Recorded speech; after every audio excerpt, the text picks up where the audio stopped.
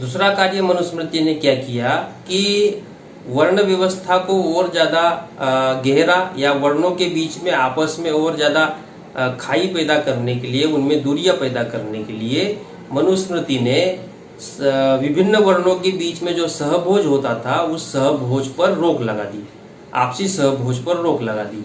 तो उसके लिए मनुस्मृति ने क्या नियम बनाए? तो मनुस्मृति कहता है कि मनुस्मृति का नियम नंबर 4.218 ये कहता है कि राजा के द्वारा दिया गया भोजन उसके तेज को नष्ट करता है। उसके तेज को मतलब ब्राह्मण के तेज को नष्ट करता है। तो ब्राह्मणों ने राजा से भोजन नहीं लेना चाहिए। तो राजा के द्वारा दिया गया भोजन उसके तेज को यानी ब्राह्मण के तेज को नष्ट करता है। शूद्र वर्ग के द्वारा दिया गया भोजन उसके ब्रह्म वर्चस्व को नष्ट करता है।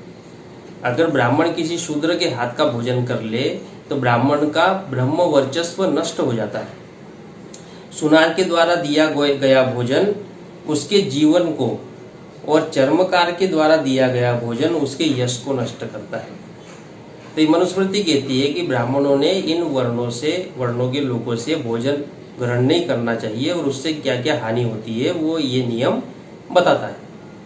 दूसरा जो मनुस्मृति का नियम है वो ये कहता है 4.219 कि अशूद्र शिल्पियों के द्वारा दिया गया भोजन उसकी शांति को और धोबी के द्वारा दिया गया भोजन उसके शारीरिक बल को नष्ट करे। ये नियम कहता है कि जो शिल्पी है, कारीगर है, उनके हाथ का अगर ब्राह्मण भोजन ग्रहण कर ले तो वो उसके संतति को नष्ट करता है, और धोबी के हाथ का अगर भोजन ब्राह्मण ग्रहण कर ले तो वो उसके शारीरिक बल को नष्ट करता है। यानी कि इन लोगों के हाथ का ब्राह्मणों ने भोजन ग्रहण नहीं करना चाहिए, ऐसा मनुस्मृति कहती है। अगले नियम में कहती है कि अन्य के द्वारा दिया गया भोजन जिनका उल्लेख क्रम से किया गया है कभी भी ग्रहण नहीं करना चाहिए। उनके अन्न को बुद्धिमान, चमड़े, हड्डी और सिर के बाल कहते हैं। तो मनुस्मृति का जो अगला नियम है जो 4.221 है वो कहता है कि ब्राह्मणों ने किसी भी अन्य वर्ण के लोगों के हाथ का या अन्य वर्णों के जाति के लोगों के हाथ का भोजन नहीं ग्रहण करना चाहिए। अगर वो ऐसा करता है तो उसको बहुत सारी हानियां तो होती है, लेकिन कोई भी बुद्धिमान ब्राह्मण जो है उनके द्वारा दिए गए भोजन को चमड़े, हड्डी और सिर के बाल के रूप में ही देखेगा, ये मनुस्मृति कहती है। तो मनुस्मृति का नियम नंबर 4.222 कहता है कि अगर कोई ब्राह्मण अनजाने में किसी और वर्ण के लोगों के हाथ का भोजन ग्रहण कर लेता है तो ऐसे ब्राह्मण ने 3 दिन का उपवास करना चाहिए। लेकिन अगर कोई ब्राह्मण सब कुछ जानते हुए जानबूझकर अन्य वर्ण के लोगों के हाथ का भोजन ग्रहण कर लेता है तो उसने ऐसा समझना चाहिए कि उसने मल मूत्र ग्रहण किया है। अब ये मनुस्मृति का नियम कहता है। तो ये इन नियमों से ये समझ में आता है कि मनुस्मृति ने अलग अलग वर्णों के बीच में खाइयां पैदा कर दी थी, जो कि बुद्ध के समय में वर्ण व्यवस्था थी। उस समय अलग अलग वर्णों के बीच में अंतर्विवाह, अंतर्भोज हो सकता था, जबकि प्रतिक्रांति के बाद मनुस्मृति ने अंतर्भोज और अंतर्विवाह पर रोक लगा दी, जिसके कारण वर्ण व्यवस्था और भी ज्यादा मजबूत हो गई और उनके बीच में और दरार पैदा हो गई और आपस में जो संगठित होना चाहिए वो संगठित न होकर वो विभाजित हुए और असमानता पर आधारित व्यवस्था का निर्माण हुआ। तो मनुस्मृति ने केवल वर्ण व्यवस्था तक अपनी बात को नहीं रखा, बल्कि उसने आगे चलकर जाति के कॉन्सेप्ट को भी और ज्यादा मजबूत करने का काम किया।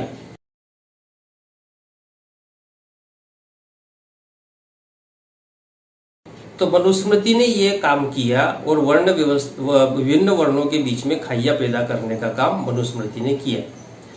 अब ये जो मनुस्मृति ने जो विभिन्न ये कार्य किए, इससे हम क्या निष्कर्ष निकाल सकते हैं? तो इस निष्कर्ष के ऊपर भी हम थोड़ी चर्चा कर लेते हैं। तो मनु या ब्राह्मणों का जो अंतिम लक्ष्य था वो जाति व्यवस्था प्रस्थापित करना था, जिसके लिए उन्होंने इतनी जद्दोजहद की थी। अंतिम लक्ष्य जाति व्यवस्था प्रस्थापित करना था कि यदि हम उपरोक्त बातों का क्रमबद्ध तरीके से अध्ययन करें तो हमें पता चलेगा कि ब्राह्मणों का अंतिम लक्ष्य मूल्यवासी नागवंशी बहुजन समाज में जाति व्यवस्था का निर्माण करना था। ऊंच नीच भेदभाव अन्याय पर आधारित जाति व्यवस्था का निर्माण करना ये ब्राह्मणों का अंतिम लक्ष्य था। लेकिन उन्होंने क्या किया, सबसे पहले वर्ण व्यवस्था को प्रस्थापित करने का लक्ष्य रखा। इसके लिए पहला चरण प्रत्येक 4 वर्ष में वर्ण का निर्धारण करना था। और फिर दूसरा चरण आया जिसमें उन्होंने गुरुकुल पद्धति का विकास किया और किसी व्यक्ति को एक बार वो जो वर्ण मिल जाता था वो जीवन पर्यंत वो वर्ण बना रहता था। यह प्रक्रिया चल रही थी ताकि वर्ण व्यवस्था को जन्म आधारित करके फिर जाति व्यवस्था का निर्माण किया जाए। किंतु इसी बीच तथागत बुद्ध का जन्म होता है और वे इस वर्ण व्यवस्था के विरोध में आंदोलन चलाते हैं और ब्राह्मणों के सब किए कराए पर पानी फेर देते हैं। जब पुष्यमित्र शुंग द्वारा प्रतिक्रांति की जाती है तो तब ब्राह्मणों को वह अनुकूल समय या वो अवसर प्राप्त हो जाता है और वो अपने पुरखों के लक्ष्य को प्राप्त करने के लिए, जो बुद्ध के समय के ब्राह्मणों ने जो लक्ष्य रखा था, तो पुरखों के लक्ष्य को प्राप्त करने के लिए मनुस्मृति के काले कानून बनाने का कुकृत्य करते हैं, जिससे मूल्यवासी नागवंशी बहुजन समाज को अंततः जातियों में बांटने में सफलता प्राप्त होती है। इसलिए हम कह सकते हैं कि ब्राह्मणों का अंतिम उद्देश्य जाति व्यवस्था का निर्माण करना था।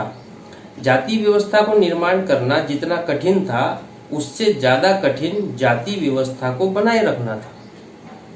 इसलिए सुमिति भार्गव द्वारा जाति व्यवस्था को निरंतर बनाए रखने के लिए मनुस्मृति समय समय पर नियमों को अपग्रेड करने का काम करती रहती है या उनमें संशोधन करने का कार्य करती रहती है। तो सुमिति भार्गव जिसने मनुस्मृति लिखी वह जाति प्रथा को कायम रखने के लिए इतना अधिक दृढ़ संकल्पित था कि इसके लिए उसने उचित या अनुचित, नैतिक या अनैतिक किसी भी बात की परवाह नहीं की।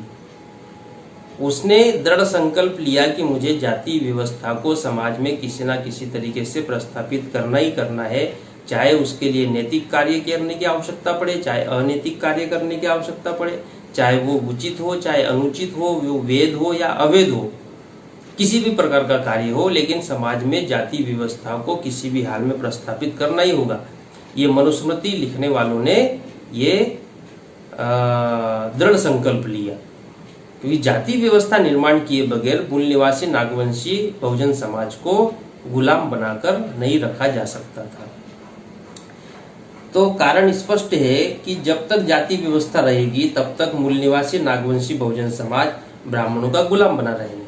ब्राह्मणों के लिए जाति व्यवस्था को बनाए रखना उनके जन्म मरण का प्रश्न बन गया। अतः ब्राह्मणों द्वारा इस जाति व्यवस्था को बचाने के लिए सारे षड्यंत्र किए जाते।